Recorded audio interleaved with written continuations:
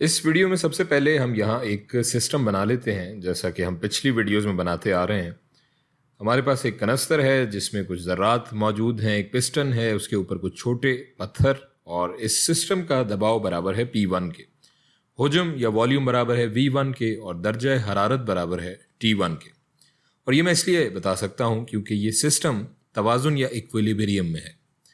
अब हम बात करेंगे हरारत के अमल के बारे में, या अंग्रेज़ी में आइज़ोथर्मिक प्रोसेस के बारे में। और अगर मैं आसान लफ्ज़ों में इसे बयान करूं तो हम दर्जा हरारत को एक जैसा ही रखने वाले, या अंग्रेज़ी में जिसे हम कह सकते हैं कि सेम रखने वाले हैं अपने इस अमल में। सवाल अब ये उठता है कि ऐसा हम करेंगे कैसे। फ़र्ज़ करते हैं कि हम हस्बे मामूल, जैसा कि हम पीछे करते आ रहे हैं, एक क्वाजी स्टैटिक प्रोसेस में एक एक करके पत्थर हटाते हैं, लेकिन अब की बार हम एक ऐसी जगह पर यह अमल करते हैं जो दुनिया से बिल्कुल अलग थलग आइसोलेटेड है, बल्कि इस अमल का एक नाम भी है जिसे हम कहते हैं एडियाबैटिक प्रोसेस। सो अगर ये एडियाबैटिक अमल हो, जिसका मतलब है कि इसमें किसी तरह की गर्मी शामिल नहीं होगी, तो फिर जब हम इस सिस्टम से एक एक करके पत्थर हटाएंगे तो इस सिस्टम का, इसके अंदर दबाव, प्रेशर कम होता जाएगा, वॉल्यूम, हुजूम बढ़ता जाएगा। और अगर कोई गर्मी, इसमें तवानाई और गर्मी बाहर से दाखिल नहीं हो रही, तो जाहिर है कि इसका दर्जा हरारत भी कम होता जाएगा। लेकिन आइज़ोथर्मिक अमल के लिए हमें दर्जा हरारत को यकसां रखना है।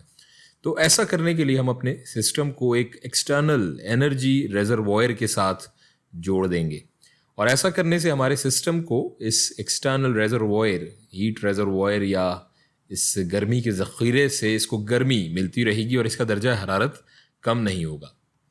तो अब हम अपना पीवी डायग्राम या पीवी खाका बना लेते हैं, और जब हम आइज़ोथर्मिक अमल कर रहे होंगे तो एक एक करके छोटे छोटे पत्थर हम सिस्टम के ऊपर से हटाते जाएंगे।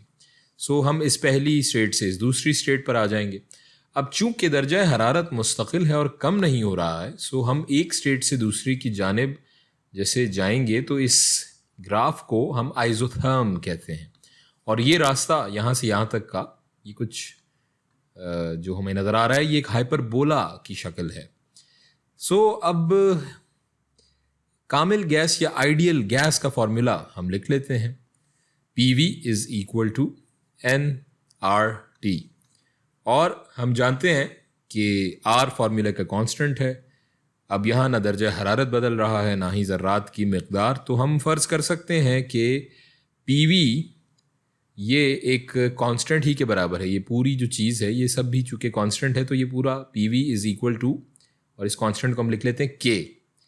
और अगर यहाँ से हम अगर प्रेशर की वैल्यू निकालें, प्रेशर की शक्ल में इस इक्वेशन को रीअरेंज करें, तो ये हो जाएगी P is equal to K/V।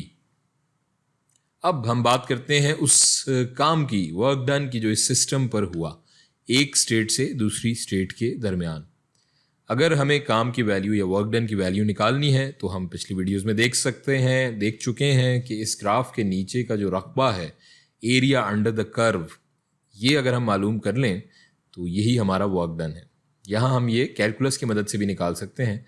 सो हम कैलकुलस में इंटीग्रल का इस्तेमाल करेंगे। हम जानते हैं कि आइडियल गैस के फार्मूले के मुताबिक PV is equal to nRT, और हम इसे ऐसे भी लिख सकते हैं कि P is equal to nRT/V। और अगर हम यहाँ इसे V के फंक्शन के तौर पर लिखना चाहें इसी मसावात को, तो ये हो जाएगी P as a function of V is equal to nRT/V। और अब इस कर्व के नीचे का रकबा मालूम करने के लिए हमें इस चीज़ को इंटीग्रेट करना पड़ेगा, हमारे इब्तदाई हुजूम V1 से लेकर के इख्तितामी हुजूम V2 की लिमिट तक। सो अगर हम इसे लिखेंगे तो यूँ वर्क डन बराबर हो जाएगा इंटीग्रल V1 से V2 तक P of V into DV। अब हम इसमें PV की वैल्यू प्लग इन कर लेते हैं। W is equal to integral V1 से V2 nRT/V इंटू DV। अब चूंकि हम जानते हैं कि दर्जा हरारत तब्दील नहीं हो रहा है और ये कांस्टेंट है, N और R भी, तो ये हम कांस्टेंट जो क्वांटिटीज़ हैं या मिकदार है, इसको हम बाहर निकाल लेंगे। तो W बराबर हो जाएगा nRT इंटू इंटीग्रल V1 से लेकर V2 तक 1/V इंटू dV। अब 1/V का एंटी डेरिवेटिव बराबर होता है, हम जानते हैं कैलकुलस से, नेचुरल लॉग ऑफ V।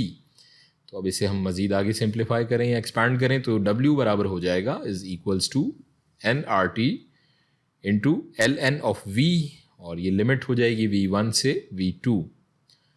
और मज़ीद इसे आगे बढ़ाएं इक्वेशन को तो W इज़ इक्वल टू ये nRT, ये लिमिट्स अंदर आ जाएंगी, ln of V1 minus ln of V2।